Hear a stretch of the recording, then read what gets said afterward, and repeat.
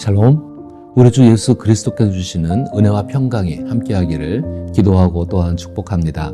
오늘 함께 읽고 묵상할 말씀은 신명기 4장 4절로부터 8절 말씀입니다. 제가 읽어봅니다. 오직 너희의 하나님 여호와께 붙어 떠나지 않은 너희는 오늘까지 다 생존하였느니라. 내가 나의 하나님 여호와께서 명령하신 대로 규례와 법도를 너희에게 가르쳤나니 이는 너희가 들어가서 기업으로 차지할 땅에서 그대로 행하게 하려 함인즉 너희는 지켜 행하라. 이것이 여러 민족 앞에서 너희의 지혜요 너희의 지식이라. 그들이 이 모든 규례를 듣고 이르기를 이 큰 나라 사람은 과연 지혜와 지식이 있는 백성이로다 하리라. 우리 하나님 여호와께서 우리가 그에게 기도할 때마다 우리에게 가까이 하신과 같이 그 신이 가까이 함을 얻은 큰 나라가 어디 있느냐? 오늘 내가 너희에게 선포하는 이 율법과 같이 그 규례와 법도가 공의로운 큰 나라가 어디 있느냐? 아멘. 이 본문의 말씀을 가지고 하나님 안에서 반드시 찾아야 되는 교회의 진정한 희망과 생존의 길이라는 것을 생각해 보기를 원합니다. 신앙인들에게 교회는 어떤 존재일까요? 교회는 그리스도의 몸이라는 신학적 관점을 가지고 생각하는 분도 계시고, 교회는 그리스도의 피로 세워진 믿음의 공동체라는 정의를 알고 계신 분도 계십니다. 또 어떤 분들은 교회의 사명이나 역할을 통해 교회를 생각하기도 합니다. 따라서 교회는 예수 그리스도를 본받아 복음을 전파하고 가르치며 가난한 이들을 돌봐야 한다는 확고한 개념을 가지고 계시기도 합니다. 그러나 이 모든 것들은 옳은 이야기지만 교회의 내면과는 다소 동떨어진 이야기입니다. 교회의 내면은 성도 한 분 한 분의 인격과 사귐을 통해 형성됩니다. 하나님께서는 교회의 내면을 통해 성도들을 변화시키십니다. 하나님의 성품을 닮은 하나님의 사람들로 변화시켜 간다는 것입니다. 그것은 에덴 동산에서 형성된 공동체가 하나님의 성품을 닮아갈 수 있도록 했던 것처럼 교회 역시 하나님의 성품을 닮아가야 한다는 것을 의미합니다. 신앙인들은 자신이 섬기는 교회를 통해 기쁨과 슬픔을 경험하고 위로를 받기도 하며 다른 사람을 위로하기도 합니다. 이들은 인생의 희노애락을 교회와 함께 나누며 살아갑니다. 교회의 안정감은 성도들에게 큰 위안이 되며 불안정한 교회의 분위기는 성도들의 삶에 심각한 영향을 미칩니다. 또한 교회가 복음에서 벗어난 길을 걸어갈 때는 성도들의 신앙도 혼란스러워지고 교회가 하나님의 목적에서 이탈할 경우 성도들의 삶 역시 하나님의 목적에서 멀어지게 됩니다. 따라서 교회는 성도들의 실제적인 삶에 지대한 영향을 미칩니다.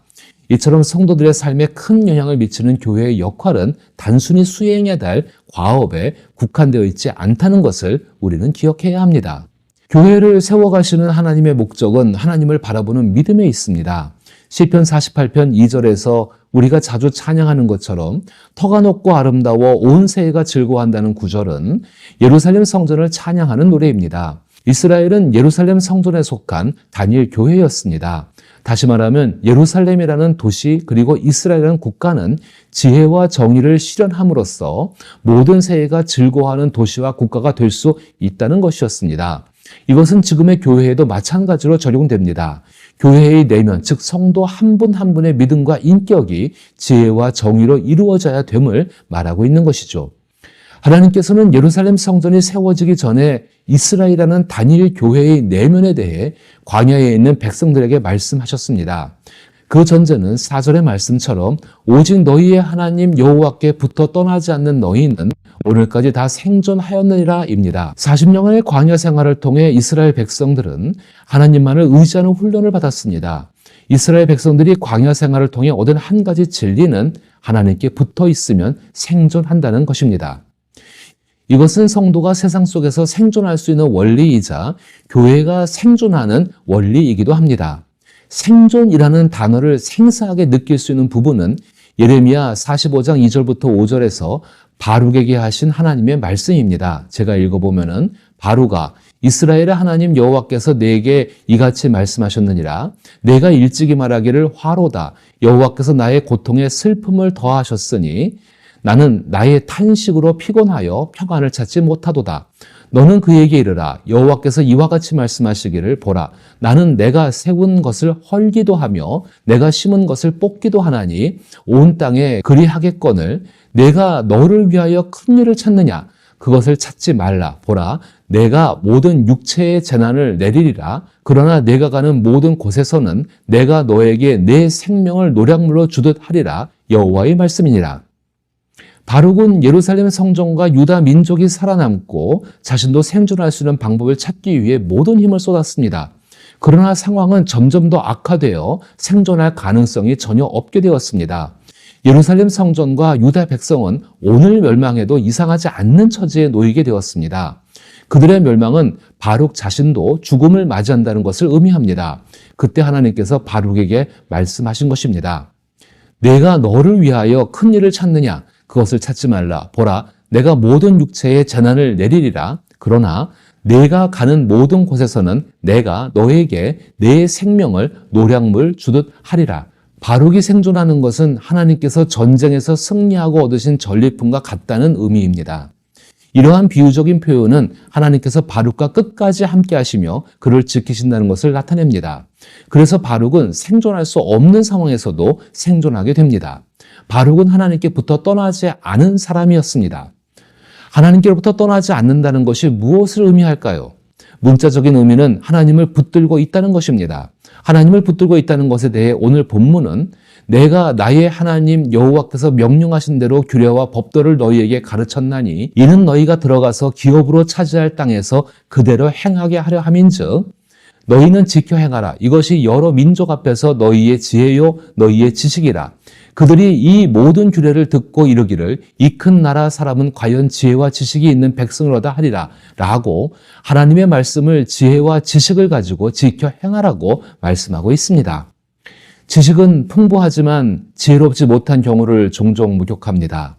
사회복지에 대한 해박한 지식을 가진 사람은 빈곤을 유발하는 요인과 그 해결 방법에 대한 지식이 해박합니다. 그러나 그 지식을 바탕으로 빈민 가정을 돕고자 할 때 오히려 그들의 삶을 악화시키는 경우가 종종 발생합니다. 왜 그럴까요? 그들은 지혜가 결여된 지식만을 가지고 있기 때문입니다. 그렇다면 지식이 없는 지혜는 가능할까요? 불가능합니다. 우리가 지혜로워지기 위해서는 인간 본성, 인간관계의 이치, 사물의 이치, 고난과 죽음, 그리고 하나님의 성품 등을 지식을 통해 이해해야만 합니다. 지혜란 사고와 경험을 통합하여 삶의 현실을 효과적으로 다룰 수 있는 능력을 쌓는 것입니다. 하나님께서는 예루살렘 성전을 중심으로 한 이스라엘 백성들이 모든 사람에게 칭찬받고 지혜롭고 정의로운 삶을 살도록 말씀이라는 지식을 주셨습니다. 다시 말해 하나님께서는 교회를 하나님의 말씀으로 충만하게 하시고 그 말씀에 대한 지식과 지혜를 바탕으로 행동함으로써 성도들의 집합체가 아닌 예수께서 시작하신 하나의 반문화이자 대한사회를 창조하고자 하십니다.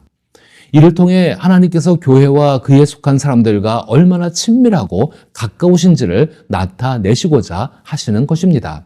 따라서 교회와 그리스도인들의 생존은 하나님의 말씀에 대한 지식을 지혜롭게 실천함으로써 하나님께서 기뻐하시는 일을 이루는 데 있습니다. 이러한 생존 방법은 세상 사람들이 추구하는 경쟁, 착취, 지배 혹은 복종을 통해 얻는 생존과는 전혀 다른 것입니다. 그러나 교회와 그리스도인들은 세상이 원하는 생존 방법과 하나님께서 말씀하시는 생존 방법 사이에 놓여 있습니다.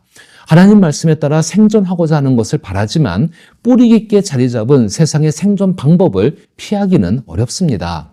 이로 인해 교회와 그리스도인들은 고통을 겪을 수밖에 없습니다.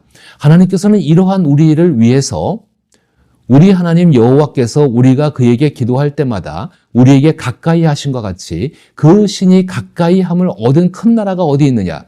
오늘 내가 너희에게 선포하는 이 율법과 같이 그 규례와 법도가 공의로운 큰 나라가 어디 있느냐라고 하나님을 가까이 함으로써 얻는 복에 대해 말씀하십니다. 이 복은 사람 중심적인 세상 속에서 사람을 희망하는 것이 아니라 하나님을 희망하는 복입니다. 신약 성경에서는 희망이라는 단어를 두 가지 방식으로 사용합니다. 하나는 소망이며 다른 하나는 바람입니다. 희망의 대상이 인간이나 우리 자신일 경우 그 희망은 항상 상대적이고 불확실합니다. 우리가 어디엔가 투자하면서 큰 소득을 바라는 것은 당연한 것일 것입니다. 파종할 때는 풍성한 수확을 소망합니다. 원하는 결과를 얻기 위해 우리는 최선의 방법과 가장 현명한 실행을 선택합니다. 그러면서 자신과 타인에게 내가 모든 것을 해결하고 통제하고 있다고 주장하게 됩니다. 또한 사람들은 그런 사람을 대단한 것인 것처럼 생각합니다. 하지만 사실은 그렇지 않습니다. 그럴 수도 없습니다. 이는 단지 바라는 마음에서 비롯된 상대적인 희망일 뿐입니다. 그러나 희망의 대상이 인간이 아니라 하나님이라면 그 희망은 확신과 실제 그리고 충분한 증거를 의미합니다. 하나님에 대한 희망은 하나님께서 나의 계획을 인정해 주셨으면 하는 불안하고 불확실한 바람이 아니라 오직 하나님만이 믿을 만한 분이며 나머지는 모두 실망을 결국은 줄 수밖에 없다는 인식입니다. 그래서 시편 42편 5절에서는 내 영혼아 내가 어찌하여 낙심하며 어찌하여 내 속에서 불안해하는가 너는 하나님께 소망을 두라 그가 나타나 도우심으로 말미암아 내가 여전히 찬송하리로다 라고 기도하며 내가 소망하는 하나님의 계획이 무한히 지혜롭고 선하다고 찬양합니다. 이러한 기도가 우리의 기도가 되어야 합니다. 우리가 예수님의 부활을 믿는다면 이를 통해 다음 사실을 명확히 확인받게 됩니다. 즉 선하심과 능력을 경배하신 하나님이 계셔서 어두움을 빛으로 바꾸시고 그분의 영광과 우리의 유익을 위해 인내로 계획을 이루고 계신다는 사실입니다. 따라서 교회가 품어야 할 희망은 교회가 교회 안에 있는 사람들과 함께 그 삶과 행복을 더 이상 인간의 자원에 의존하지 않고 하나님 안에서 안식한다는 것입니다.